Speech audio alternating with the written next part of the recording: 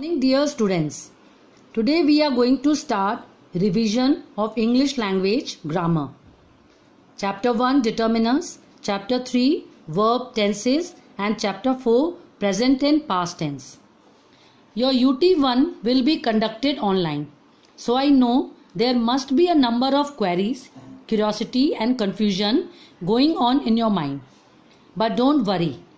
If you have any query or question related to your academics, you can ask me through phone call, WhatsApp or in Google Classroom.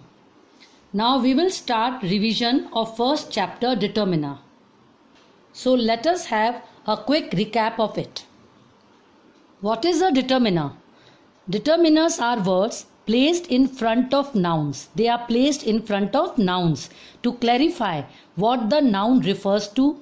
It is used to indicate the exactness of a noun. For example, the book, a book, many books. Here the book means we are talking about particular book. A book, we are talking about a book, any book. And many books, we are talking about a number of books. Here the, a and many are determiners and they are used before noun. Now kinds of determiners. All articles are determiners. Definite article the, indefinite articles a and an. Demonstrative this, that, these, those. Possessive my, your, his. Quantifiers a few, a little, much, many. Numbers 1, 10. Distributive all, both, either, neither. And predeterminers such, what, etc. As I told you, all articles are determiner. So in English language there are total 3 articles, a, an and the.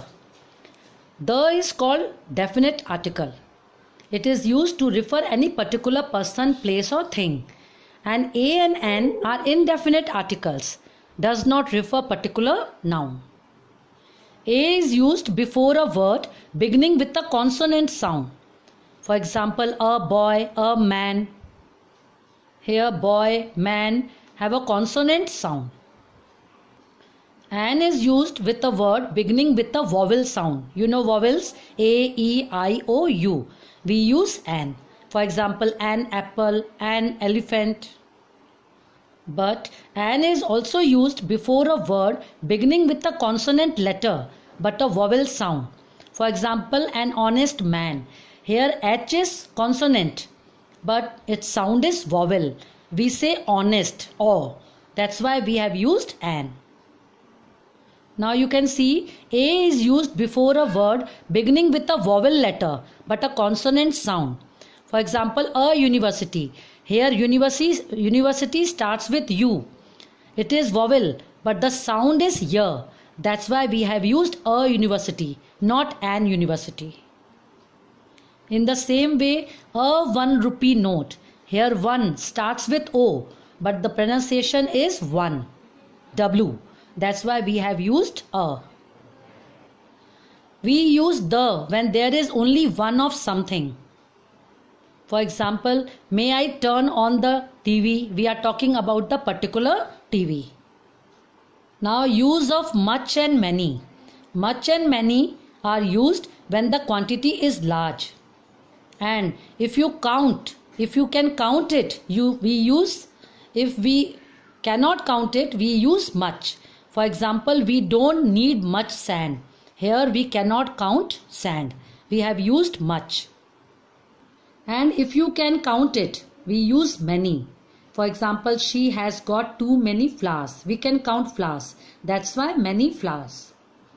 Now use of a few and a little. Few and little are used when the quantity is small. A few is used when the things are countable. For example, there are a few magazines on the table. We can count magazine. So we can use a few. Little or a little is used when we cannot count the things. With uncountable things, we use little or a little. For example, there is a little water on the floor. We cannot count water. That's why a little water. Now see this exercise. Number 1. There will be dash rain this week. We have to use a little or a few. We cannot count rain. That's why a little. Number 2, I need a little rest. We cannot count rest. That's why a little. Number 3, could you buy dash bottles of water for me? A few. Because we can count bottles. So with countables, a few, and with uncountable, a little. The next topic is tenses. Tenses are of 3 types: present tense, past tense, future tense. Here is a list of examples of these tenses. According to this, you can change any sentence in any tense form. But you have to be very careful in formation of sentences in these tenses. First is present indefinite or simple present. With I, you and plural, we use play. And with he or she or singular, we use play plus s, that is plays. In present perfect tense, we use I, then have, and then third form of the verb.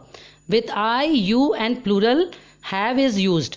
And then with singular, he and she, has is used. And in present perfect, always third form of the verb is used. Now in a sentence, past continuous and simple past can be used together. If the action is longer and it is continuing, we use past continuous. And the second action that happens at the middle of that, then we use simple past. See this example. It was raining hard when we left the hospital. There are 2 actions. It was raining hard, and second, we left the hospital. So it was raining hard, the action was going on. We have used past continuous. And the second action happened in the middle.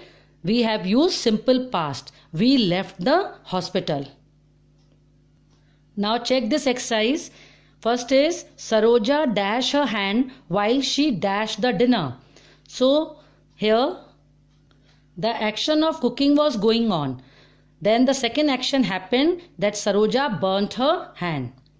Number 3, Gopi dashed asleep while he dashed the magazine. While he was reading the magazine, the action was going on. Then the second action happened that Gopi fell asleep. So for the action which was going on, we use past continuous, and the action that happened in the middle of that, we use simple past. Thank you everybody. Keep learning.